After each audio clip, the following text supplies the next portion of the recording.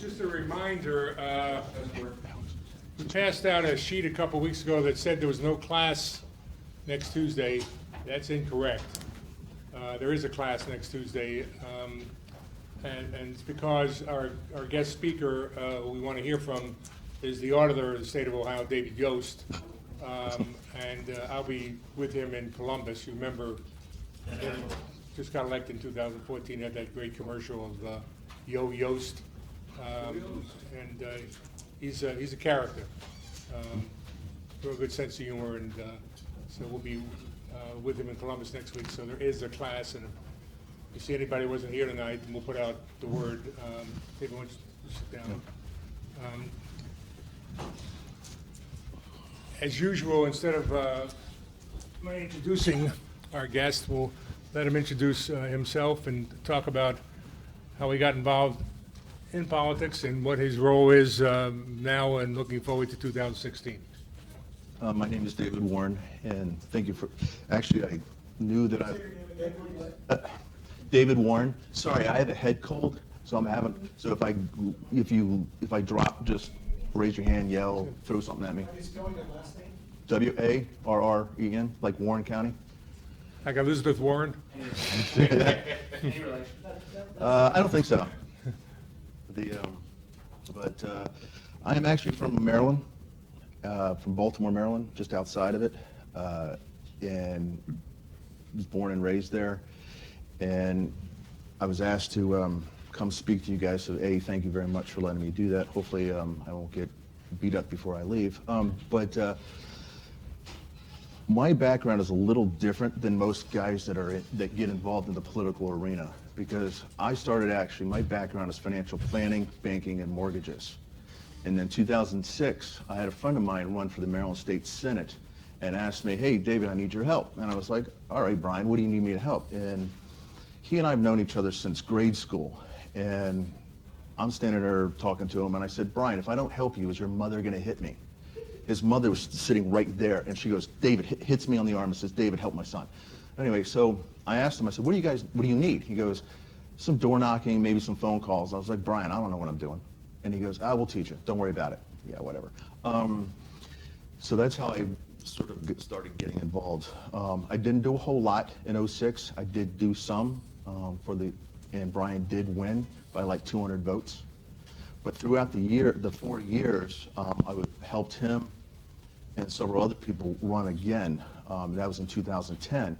But from about 2007 to 2010, I would go down to Annapolis. And if you guys ever go to Annapolis, go check out the, what am I thinking of? Not only that, but it's the oldest working Capitol building in the United States. Statehouse. Thank you. That's actually where George Washington resigned his commission, and the Treaty of Paris was signed. Every year they cram themselves into their appropriate legislative spots and do one time a year, just to keep that tradition going.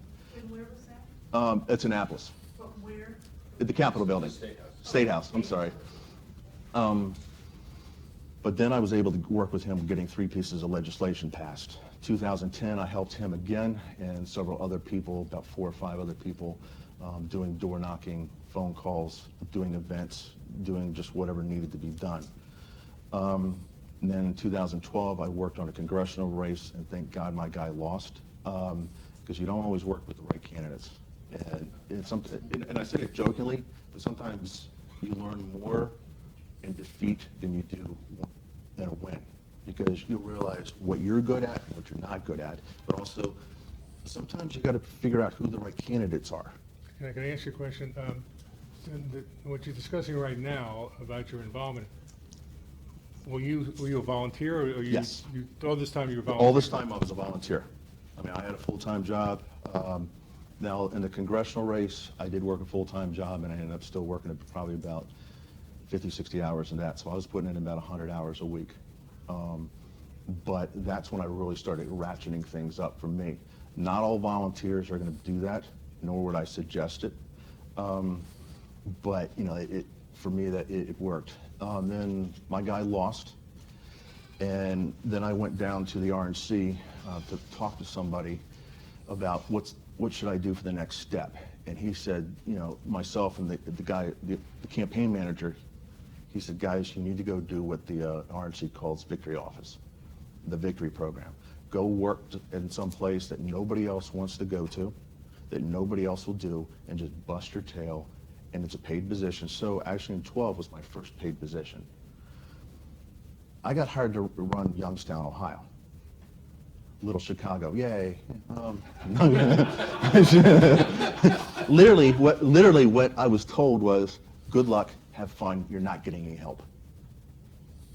At least they were honest. Then I picked up and I pulled up on Google and I was like, oh dear God, what did I get myself into? And I think I actually said that on the phone when the guy was actually hiring me. He says, are you sure you want to do this? And I said, yeah, I'll take it. Because one, I'm a little older than most guys that are usually in this program. So I packed my stuff up, rolled into town probably about July 25th, 2012. I remember going through the Allegheny Mountains, through the tunnel going, I've got everything I own in my car. I just quit my job, just gave up my lease. I got to make this work. At the end of the day, we were a top 3 office in Ohio. We were on Nightline, the Jim Lear News Hour, and I said, yeah, those two. We repeatedly did several hundred phone calls an hour. One time we did 1,500 live phone calls in 1 hour. When I was there, I restarted the CR program at YSU. I also helped restart the Teenage Republican Club in Youngstown. 3 of those guys went on, and I had about 20 kids that were religious, coming in every single week, every single day, doing phone calls, doing whatever they needed to do. 3 of those guys ended up running for office. When you're dealing with candidates and different people and different things, so I think one of the things that I've been very good at, I can always get better, is identifying certain things when you have a candidate. Say the professor is going to run for school board.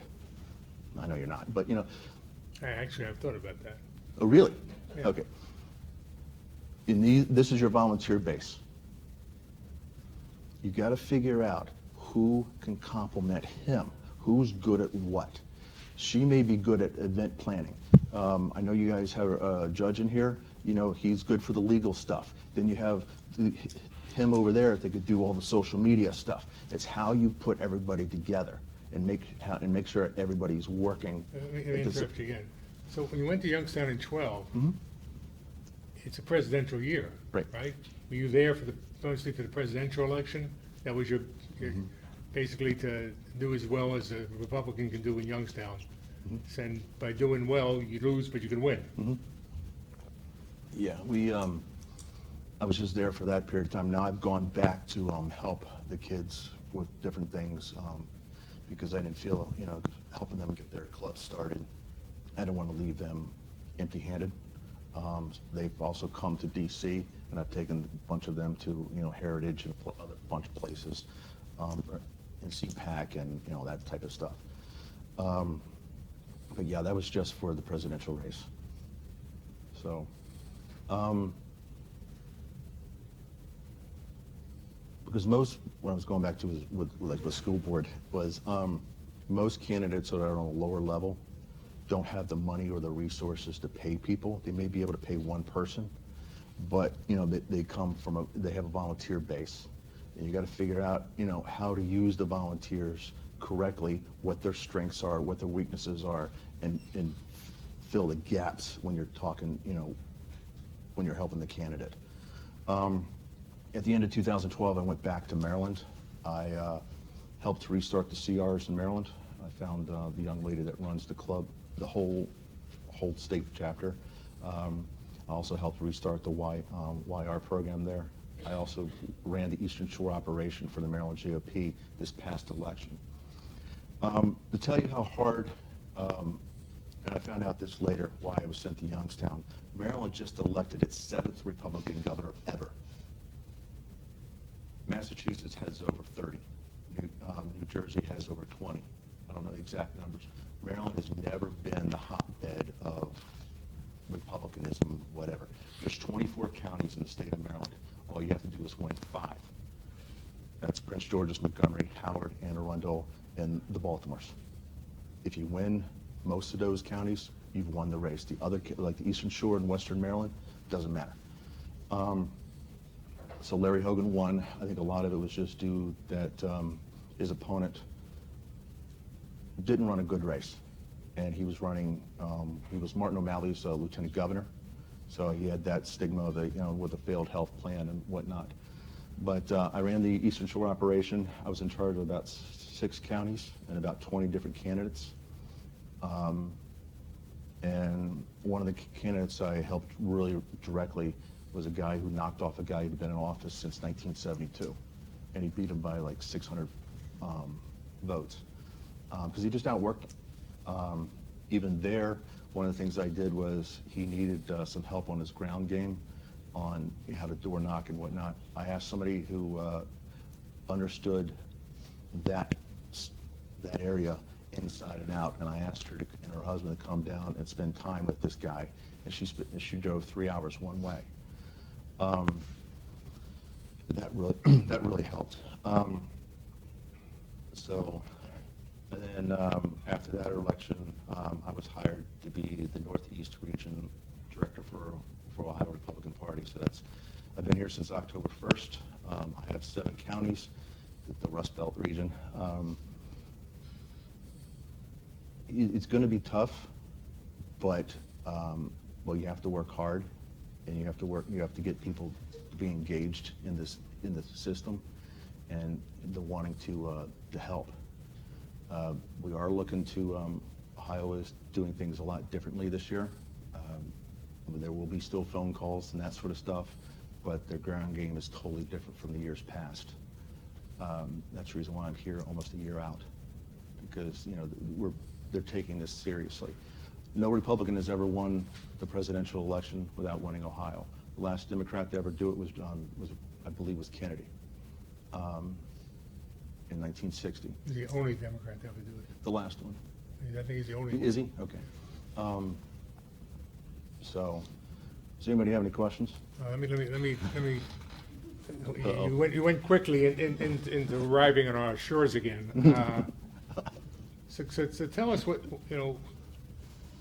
what is it about politics that obviously you gave up a career in financial planning, et cetera, and you volunteered, and then you liked it, and then you volunteered some more, you liked it, and then you went and took a gig, and now you're doing this, for a living. So something must have, motivated you to say, wait a second, I'm going to go do this for a while. I enjoyed it. I mean, this is not easy work. It's long hours, but I enjoy it, and I have fun at it. It's not always fun. I mean, there's days that you just want to go away, but I think overall, I just like doing what I'm doing. I like working with candidates. I like working with the volunteers. I like building stuff. I like, at the end of the day, knowing that, sometimes whether you win or lose is depending on you and how you get things built. Getting the infrastructures up, everything from setting up an office to, tearing down the office at the end of the day. This business is not for everybody, at least the level that I'm at. But, volunteers come in for different reasons. I came in because somebody asked me, and I've just never left.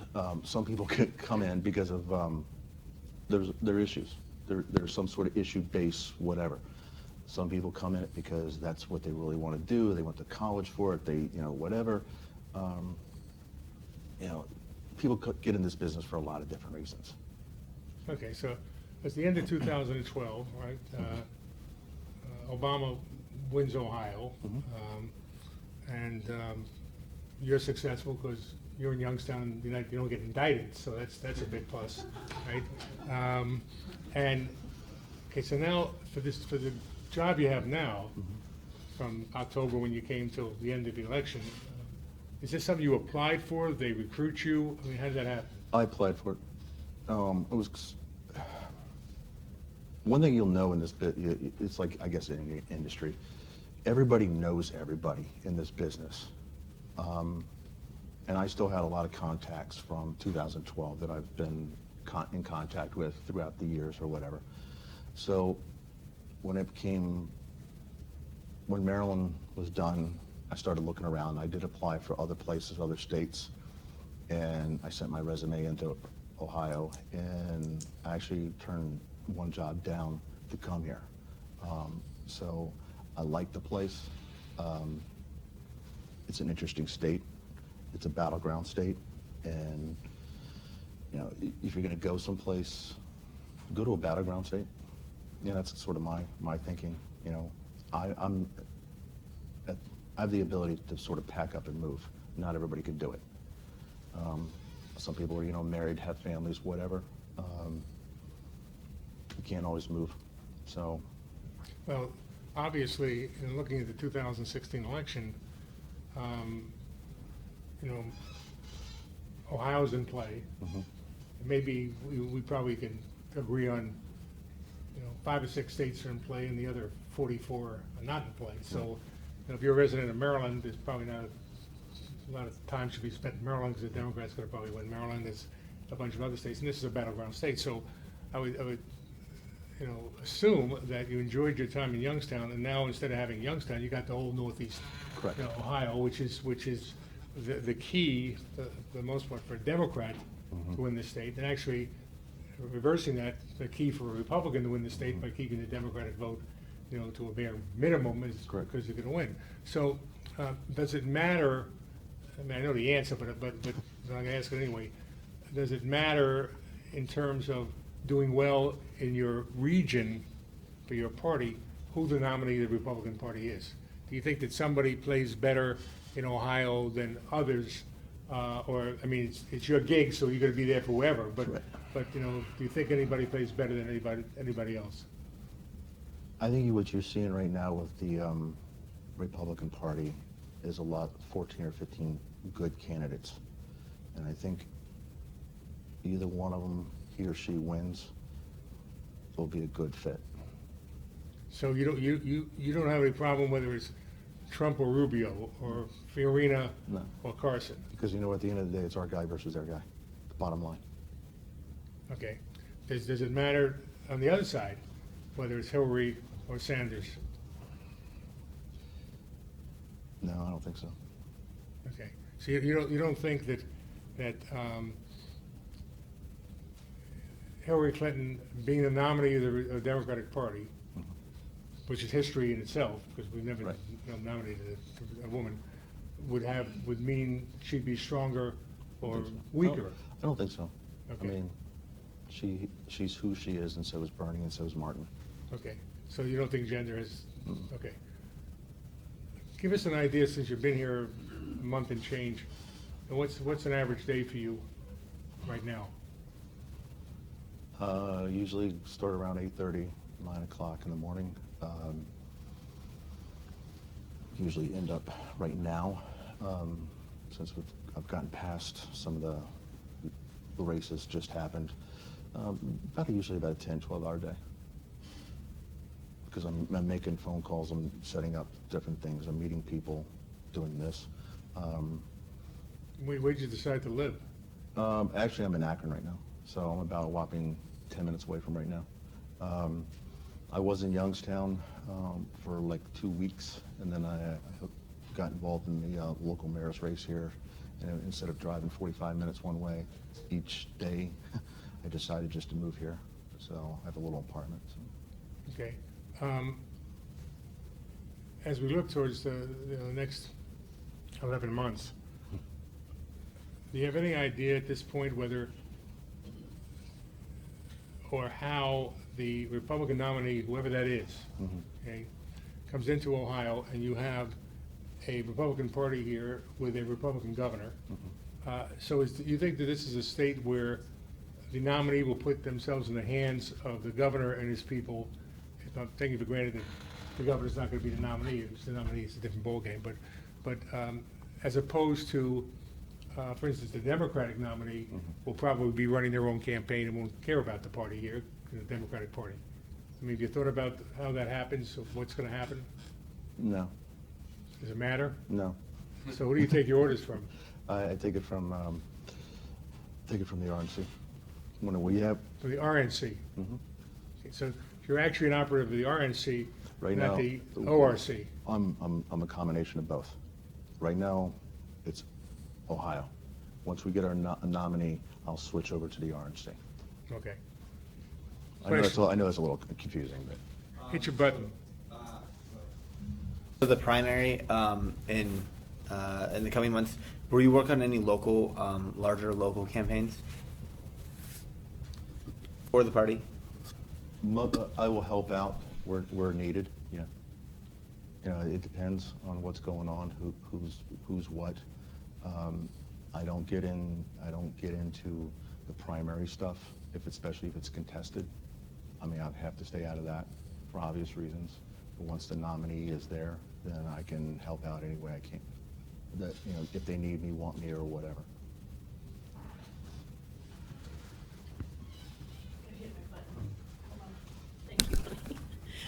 Okay, so you said that you are here to engage people, and so my question is, how do you engage these people to do what?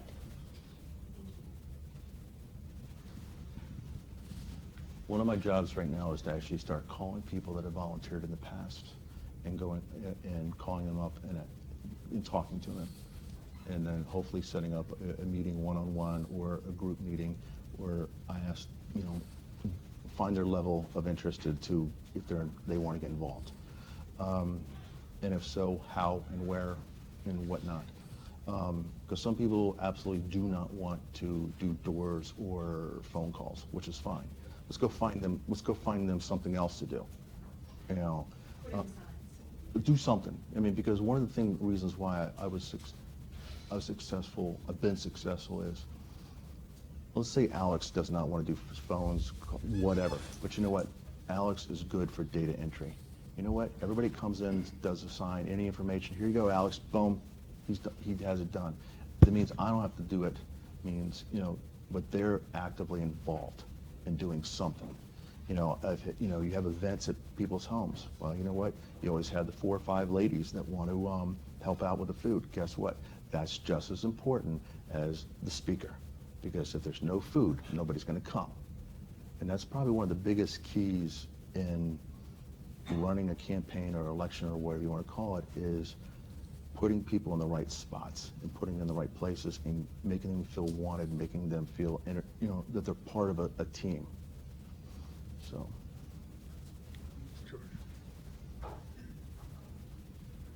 So your job is coordinating, is that, so therefore you go out and are you also picking locations? In other words, places to operate from, phones, and so forth. The money is coming from RNC? I mean, somebody has to pay for this, right? Yeah. The money So will are come you from on a, do they give you a budget? You know, like you That's have all- X amount of dollars? That's all going to be worked out in the next couple months. I mean, I'm not really sure what that budget's going to be, but to answer your question, yes, I'm working and finding places to have offices in my region, and that will all be determined on the locations, obviously, and the phone banks and that sort of stuff. So you have northeastern Ohio, you go from Youngstown to I have- Akron to, how far west? I have obviously Summit. Pardon? I have obviously Summit, I have Lake, and I'm going to mispronounce this word, Geauga, thank you. Ashtabula, Mahoney County, and Trumbull. Not Cuyahoga. What's that? Stark? No, Not Cuyahoga County. no, that's somebody else's. What's that? Cuyahoga does not state. Somebody else has that region. Chuck, you got a question? Well, I was actually going to ask you about running a campaign in Stark County, which Republican put in. Sorry. Nobody's still talking. Well, okay, so, all right, so. I mean, Okay, so whoever your counterpart is that's running something in Stark County, right, an area that's traditionally blue collar, right? I mean, I talked to a representative from a Republican congressional staff, you know, who said, you know, they sort of work around Stark County, around Canton specifically because it's pretty blue. And so I guess the challenge of, you know, running a Republican campaign in a whether it's Mahoney County or a Stark place that's traditionally labor intent, has been hit by businesses leaving and has a traditional labor background. What are your tactics going into that? How are you talking to people in a way that sort of usurps that message and brings them back into the Republican fold? Sometimes you just have to, get them to think about, are they better off now than they were 4 years ago or 8 years ago? Are they tired of, having all their friends leave and their, families not being able to find a decent job where they've had to work 2 jobs? Sometimes you have to hit them upside the head with a baseball bat, and just, you have to be nice about how you're talking to them, obviously, because you don't want to get beat up or have them. But it might be a series of conversations as you have with them to get them to realize,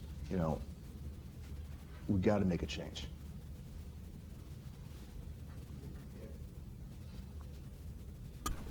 You come into like a Summit County. You have to coordinate the county. You have Alex and you have Brian, okay? You have individuals who feel that things should be done on a larger basis. You have other people in that party who feel that they should be, in effect, building the base like you are building it, from the ground level up. How do you deal with that situation? It's fun. Because you're playing with so many different attitudes, mindsets, whatever. You could not have asked that question better. Sometimes it's hard because, fortunately, Brian Williams and I have sat down. We've gotten off to a good start. Because that's one of the things that one of the first things I do is I go talk to the county party and say, I'm here to help you, not dictate to you how you need to run your place. Because at the end of the day, I'm probably leaving. I'll probably go back to Maryland or whatever. But what can I leave you? One of the things I did in Youngstown was I gave this same speech to their chairman. At the end of the day, we were 3rd in the state. Never been done before. Also, more importantly, I increased their database by 3,000 names. I helped restart a Teenage Republican Club, and I helped start a YSU club. Maybe I look at things a little differently because I'm a little bit older and I think out of the box just like I was doing. But you have to, sometimes in my role, I have to take a step back and learn what the playing field is. But it is hard, to deal with all the different personalities because everybody wants it this or that or the other thing. But at the end of the day, the question is, do you guys want our guy to win? And we have to sometimes put aside our attitudes and go, what's the bigger picture here? Alex, before I get to you, do you think that your skills that you developed or needed to be successful in terms of financial planning have been a plus in this? And if so, talk about some of the skills. Well, one of the things is when I was in financial planning and mortgages and whatever, I may have a client that they are really, really analytical. I can be nerdy just like anybody else and get into whatever the person would. But there's just some sort of, it's not that we don't like each other, it's just there's a personality conflict. We're just not connecting. I would go find somebody in the office that would fit this guy's personality. I would take a step back, the deal would get done, and guess who still made money? Sometimes that's in this business is what you have to do. Whether it's with volunteers, whether it's with candidates or people from other parties, like other candidates, people. Like, a couple weeks ago we had a get out the vote thing. Alex and I worked very, very well together, and I'm still expecting to get me back because I pulled a fast one on him and freaked him out, and he was like, I'll get you. But you also have to have fun. What happened was we had we had these lit drop bags that everybody's going around knocking on doors and doing whatever. Well, there was a little miscommunication on Friday night. We were supposed to get together, but we didn't. Well, I had all these bags made up. Well, Alex walks in the room, and the thing on Saturday morning says, hey, can I grab some of those things? Dead serious face. I went, no, you weren't here last night. Sorry, dude. And I was just like deadpanned. And he like grabs his phone, starts making some phone calls, pulls over the lit box, starts splitting. I think he got like 2 of them done. I was like, dude, I'm just messing with you. And he goes, I'll get you. But also that's the other thing in this business is you have to have fun. You know, when I was in Mahoney, I had a range of everything from the high school kids to the housewives, to the plumbers, to the electricians, to a heart surgeon that worked on Jackie Kennedy and Giuliani's mom. Sometimes, you know, we'd have something come up. I would say, hey guys, here's what the situation is. How do we fix this? Or what do we need to do? Sometimes that 13-year-old little girl had a better idea than anybody else. And because within usually 5-10 minutes, everything was pretty much, we had a good idea of what we're going to do. So maybe that helps you understand how, you know, my past profession has actually really, I believe, helped me because I think out of the box. Sometimes Pluto out of the box, but, you know, that far out. But especially when you're from Maryland, you get sent to Youngstown and you get sent to the Northeast Corridor, Ohio. You know, this is just political reality. You know, you got to do some things, obviously legal, but you know, you got to think out of the box. You got to get people to have fun, engage them, and you know, hopefully, you know, you end up winning. But and the other more important thing is they come back the next time, because elections are like sort of like I call, you know, like comets, or you know, they go around the sun. You know when they're going to come, but you know. You have a start date and you have an end date. What's it like on the ground? What's the difference between Ohio, a battleground state, and Maryland, perhaps a less competitive state? What's the field offices? What do the field offices look like there? What's your volunteer base look like? What's the difference? There's nothing in Maryland. The RNC's not going to waste their time in Maryland. I mean, it's like he said. I mean, it's political reality. I mean, there is going to be a Senate race. I think it's going to be because Barbara Mikulski retired, which everybody was surprised at. But I think she realized that it was time for her to go. She's 80. But there's going to be a Senate race. I think that might be interesting. They might get one office. But, you know, a lot of it is, there's very few paid people in Maryland versus, say, battleground states or other states that have the funding. It's just, does that answer your question? Okay. The big race in Maryland next year is a Senate race. Yeah. That might, because that might bring money in, but we're only talking maybe a couple million. The primary is probably the competitive race there, right? The Democratic primary. Yes. Well, but that doesn't mean that whoever wins the primary is going to win the general election. I mean, because it's an open seat. Right. You know, It just, you know, depends on who the Republican candidate is and who the Democrat and Republican candidates in for president, because they'll influence the Senate race. Mhm. I mean, that's the one race that a presidential race does influence. The next race is the Senate race, and there's, I think, 24 Yeah. Republican seats that are up as opposed to last time.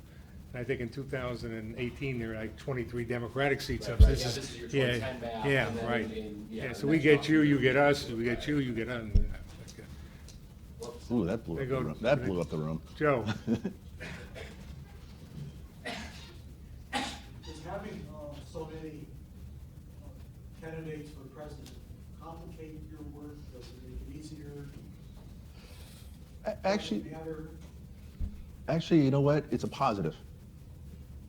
The reason why I'm saying that, there's so many good people on that stage. Any one of them could be president. The rest of them could be cabinet spots. You're a true believer. And I admire you can say that with a straight face, because I wouldn't say that about all the Democrats that run, but you can say that with a straight face. The last time, Dottie? Yeah, back to what you're doing here in Ohio, in Northeast Ohio. it looks like you're trying to change the image of the Republican Party from old white guys to a younger group. You got teenage Republicans, Youngstown State, and everybody's going after the millennials. Am I mistaken? No, you're right. No, I'm sorry. And I have another question too. Thank you. You're gonna earn your keep today, yeah, Alex. I have, we do have a little Tea Party influence in this part of Ohio, and I wonder how you relate to them. I try to work with them.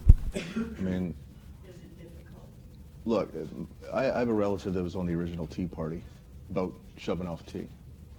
So, my joke with them is, they finally joined the party, joined the group. I'll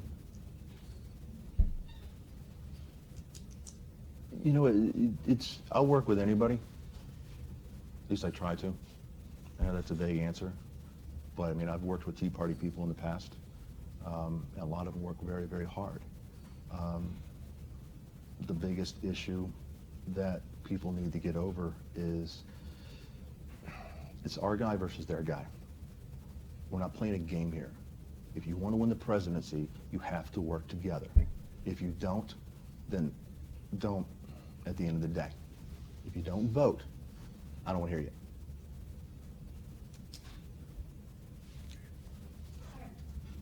I already forgot your question, Alex, but you were kind of looking at it from the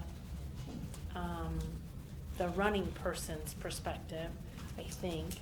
And I wondered, this class went to New Hampshire and they talked about how receptive those constituents and residents are to conversation about elections and the topics of the day.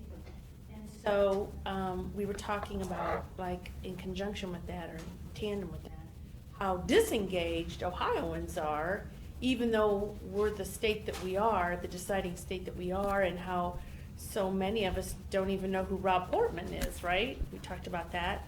So I'm getting a sense from you that the people, the residents of Maryland, are even further disengaged than Ohioans, but yet and nowhere near as engaged as those on the East Coast in New Hampshire. Am I right? There's a lot of apathy, I think, on both sides. I think we have the 24-hour news cycle, that we're being inundated 24 hours a day, 7 days a week, whatever. We know something that happened 10 seconds ago, just like that. I mean, you figure, this is no longer the Walter Cronkite, that's a name from the past, but, you can watch TV for 30 minutes, or an hour a night, you got your news and you moved on. I mean, we're so inundated, and I think people are just, people are tired, that they kind of want to be left alone. And You're talking about Maryland. yeah, I'm talking about I'm just talking about voters overall. Oh, okay. I was comparing states. Now, New Hampshire, it's different because they're one of the first states to have the election or the primary. So their mentality is a lot different versus, say, Maryland or Ohio or some of these other states where, you get voter fatigue. Well, okay, let me rephrase. Jerry, help me out here. So, like, do you guys have a good turnout in Maryland? A better turnout than Ohio would have in a presidential race? Or a worse turnout? That's a good question, because you know what, I don't remember what happened in 12, because I was here. That's a good question. I don't know. I would say lower, because I know our governor's race that just happened was very low turnout. Keep in mind that in a presidential year is usually the highest turnout that you get, and the only thing you compare it to is the previous year. You don't get, previous presidential year, you don't compare it to a previous gubernatorial year because it's always larger. But one of the issues in a state like Maryland is that Maryland would be put in the Democratic column for presidential election, but there are other things going on in the state. There may be a congressional race that's hot. There may be a county exec race that's hot. But Well, this might actually be a good scenario for you. On the state level, the Democrats basically own the Statehouse. But on the local level, like county council, whatever, dog catcher, police chief, whatever, the Republicans have everything. It's weird. But, you know, congressional, state, you know, we have one congressman that's Republican. Governor, 7th Republican governor ever, 3rd one in the last 50 years. But on the local level, and that's the reason why I go back to talking about what people's hot buttons are, because let's say you're big on some issue or some local candidate. Well, guess what? If you're going to help them here, you're going to help me, which means you're going to go vote. But yes, in Maryland there's a lot of apathy, but I think you might start seeing things change. I think the presidential year will be big. I think more people come out for a presidential election than they do, you know, off years. Go ahead, Alex. So speaking of candidates that people don't have a lot of information about, can you give us the Reader's Digest version of 2 OMalley administrations?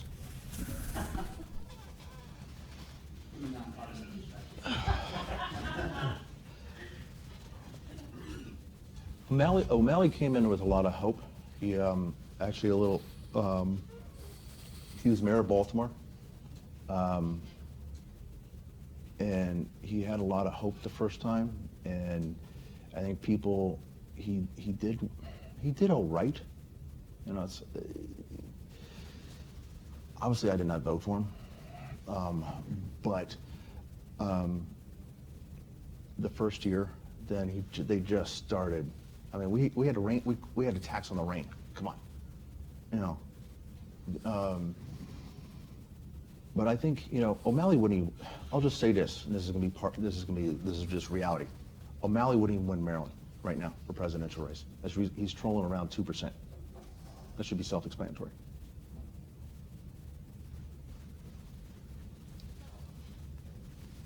Go ahead. Think about the dimensions of it, Yeah. which is going to bring all the eyes of the nation on us. But from what you have to do in your past, does that have any real impact on what you have to do? Will the RNC convention impact what I'm doing? Actually, The fact that it's here in our backyard. Does that make it more exciting for you? oh yeah, I mean, I mean, I won't be able to go, but at least I don't think. But unless Alex can sneak me there. But yeah. Sign up for the Battleground class. We're having it through the summer. He got me. We can get you there. That would be a well-taken point there. You got me. There's a reason why I don't like you.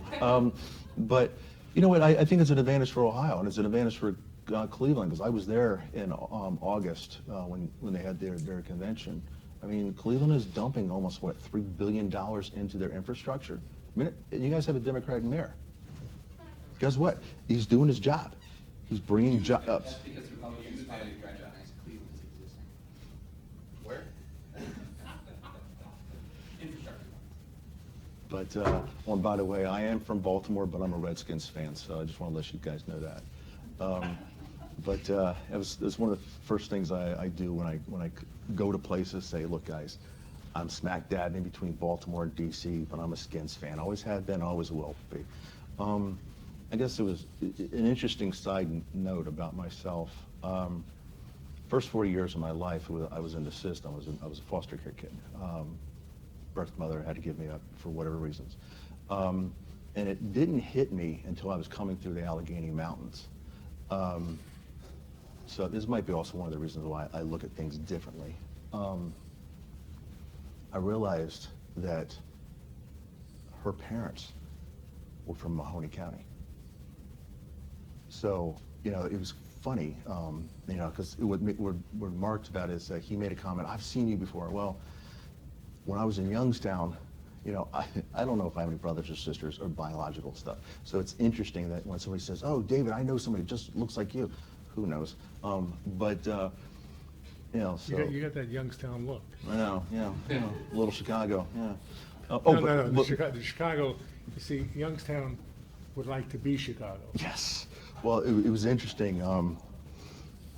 You had the Youngstown tune-up, where that was where the mob guys would would blow you up in your car.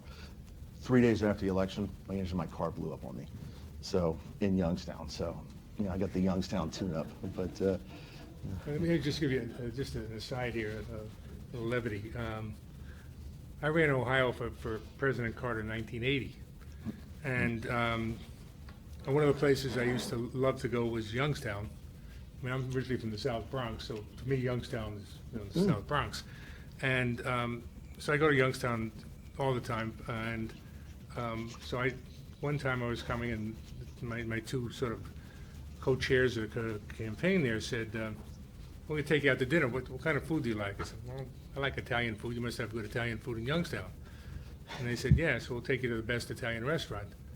And they said, well, meet us at this place. And I said, that's a truck stop.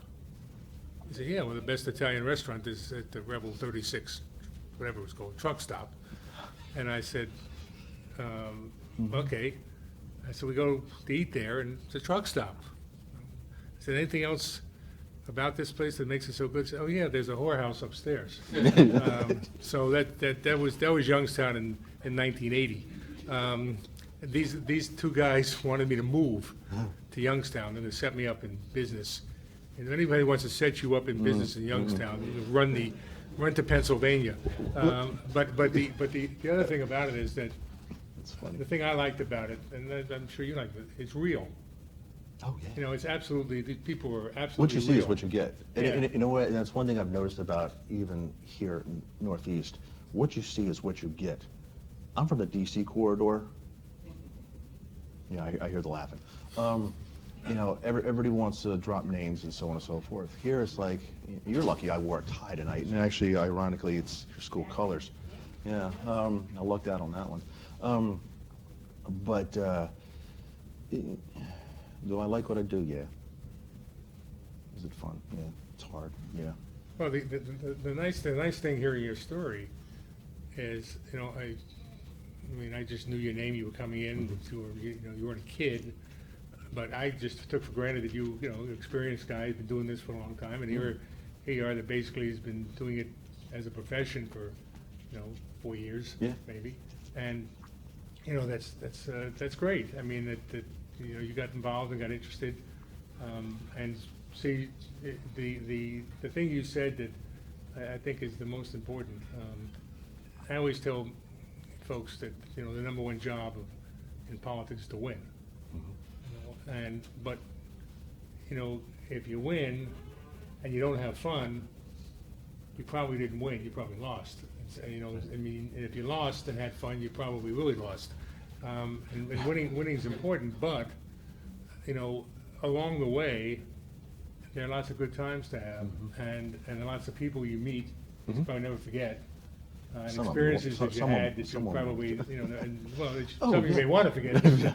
But the thing is that it's just a bunch of happenings that you can't really predict. The only thing you can predict is when election day is. No, because I mean, there's times where I'll get a call, say from my boss, and say, hey, so and so is coming through your, and this happened to me a lot in Youngstown.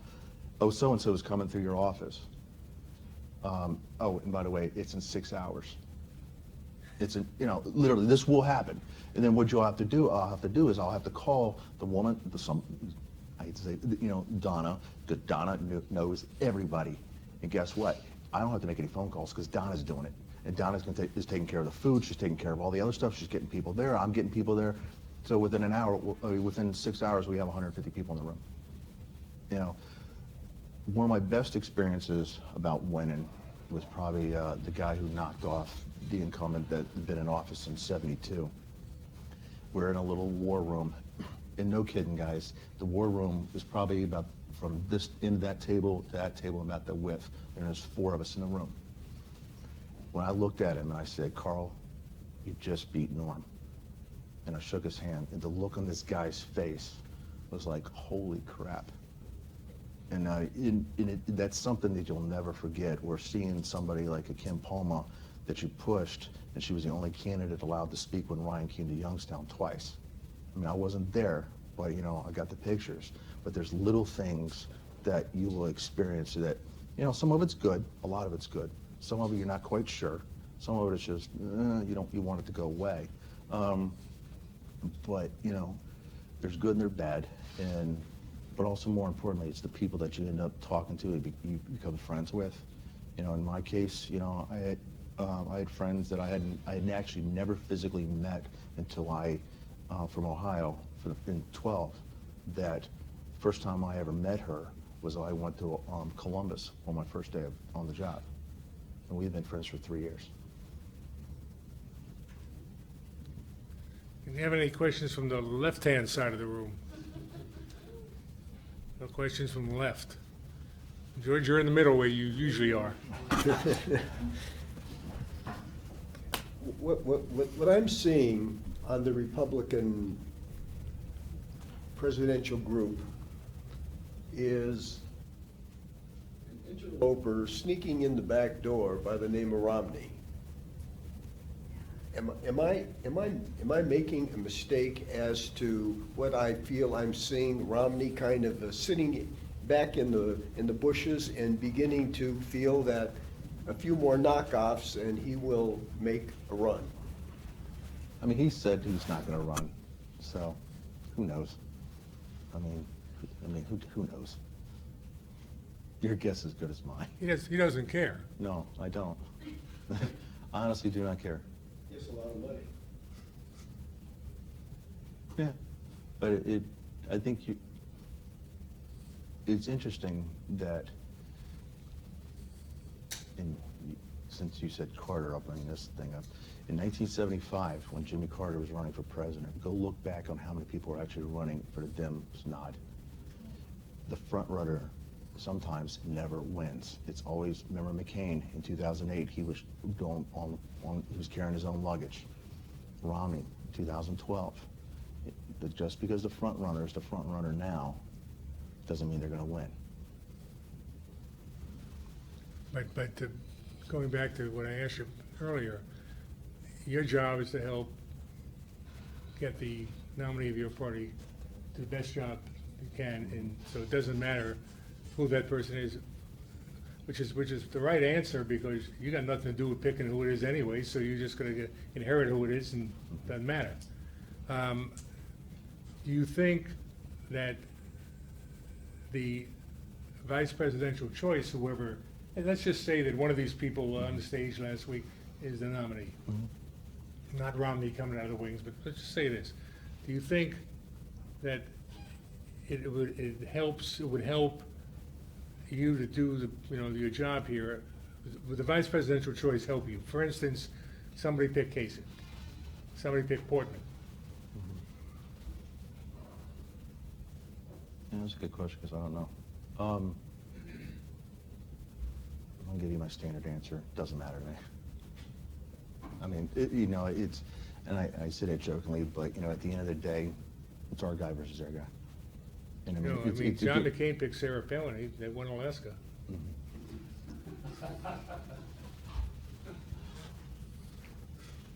With the technology failing in 2012 during the Romney campaign, with the door-to-door. Say that again. With the technology failing for the door-to-door. Failing? Yeah. The days leading up to the election, I worked at a Victory Center in Tuscarawas County, and the app just went down. It kept shutting down. Oh, really? Because I didn't have any problems. Oh yeah, it was terrible. Anticipate that. Do you guys, what technologies are you guys going to try rolling out for 2016 to try to fix that? Because I know I was working with Tuscarawas County again, and we were working with Alex. What's the name of the software? We were just talking about this the other day. Advantage. No, the other one. Yes, I360. Are you asking me which one are we using? Or? Yeah, which one are you guys planning on using? Because I know that we're trialing a few different ones. We're using Advantage. And I've used it, and it seemed it's been working. We had to get out the vote thing a couple weeks ago, and a lot of people used it. That's the day I messed with him. But I don't think. There were some people that had problems, but that was more their end of it. A lot of my job is for the next year or so is to actually train people on how to do things, how to have, whatever. Because stuff like that, there's ways around it. You have the app on your phone, but you know what? As much as I hate it, you also have to have a walk book. Because things will go wrong. And a lot of that is just, you have to figure this out on the fly. Murphy's Law, it's gonna happen, my event, I had an event on the same day. Rob Portman came to our office twice. Well, he was there for 2 events. One was to give a 90-year-old World War II vet some medals that he was owed. Well, 2 hours before this event, my plumbing backed up. So, but you know what, you just figure it out. You go call a plumber, you get somebody, this guy called the plumber, guy was there within an hour, 30 minutes before the thing was supposed to start, the plumber's walking out the back door. Let me ask a question of both of you. Since you were both involved in the mayor's race here, was there any positive thing that came out of that race? Obviously, the Republican candidate was going to lose, and probably lost by about the same amount that Republicans usually lose by. But there's anything to out of that campaign that you took away that you think is helpful for 2060? Absolutely. First off, I get you buddies with David. That's nice. But on, you talk about the youth voters, targeting millennials, that this was a great race to get Akron U kids out and involved and volunteering here. But it was a good race for us to cut our teeth and get ready for 2016. Is it something that's winnable? Probably not. A lot of things have to fall into place for that seat to be winnable. One of them probably has to be an indictment, and then something else, and very low turnout, and the probability is very, very low of the election fundamentals changing in a way that race is winnable. But that doesn't mean you can't use it as a way to get people excited, as a way to get people moving, and volunteering, hitting doors, and it was good for us as University of Akron Republicans on that level. So you got some new blood involved? Absolutely, yeah. And it's a good race for that because it's identifiable. Rather than explaining the nuances of like a judicial election where it's nonpartisan, but this guy ran in the primary, so he's our guy, so we're gonna work for him. This is the Akron mayor's race, Republican, Democrat. There's more attention on that race this cycle than there's ever been for as long as I've lived in this town, because it's an open seat. You got a press club debate, that's pretty cool. So it was good on that level. Did I think we were consigned to failure? No. Did I think we were going to win? Probably not.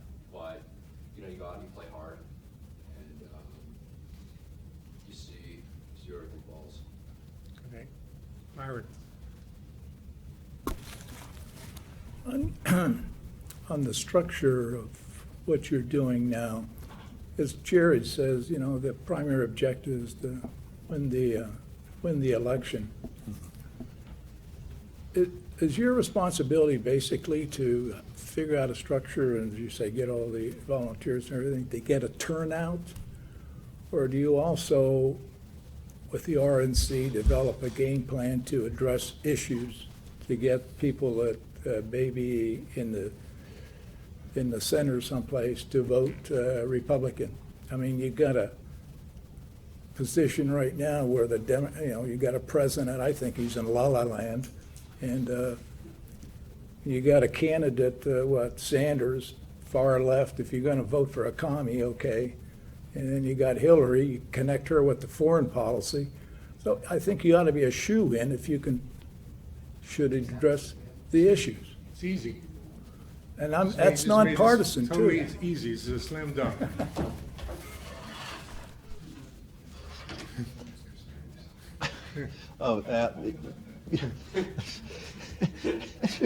Yeah, the issues, okay, that, the Democrats want to bring up, just to follow up, they want to bring up middle class. If you people can't address that one for what they've done to the middle class in the last 6 years, you have no business being elected. Class warfare. You know, where has all the income gone, and why has it gone to the upper and to the lower?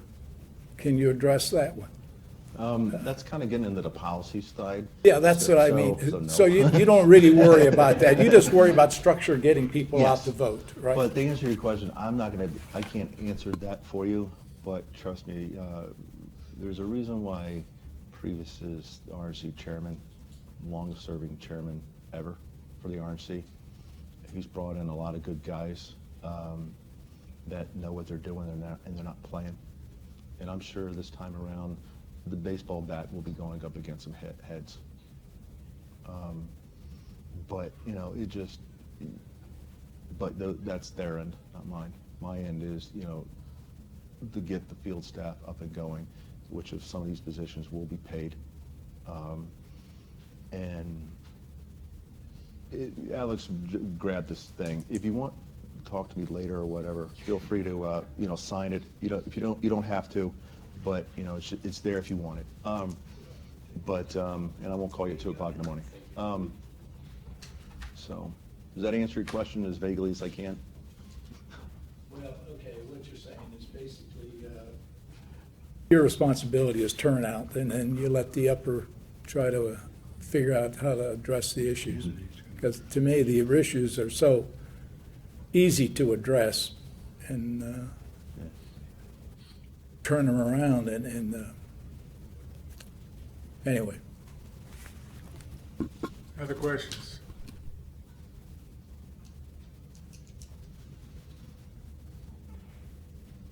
No, thanks for coming. We appreciate it.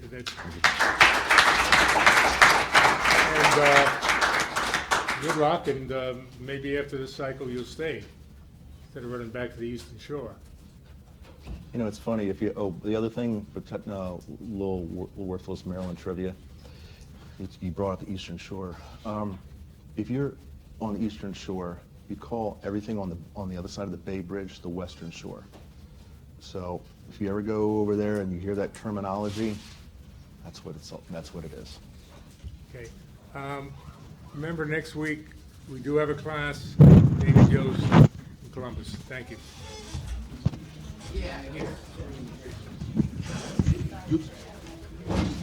Good? You enjoyed that? Yeah, Myron always wants to. You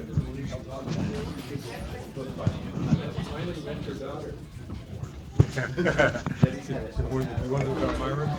Yeah, I want to get on the list, get involved. But you had a great answer on combination. Right, exactly. I think that's probably the.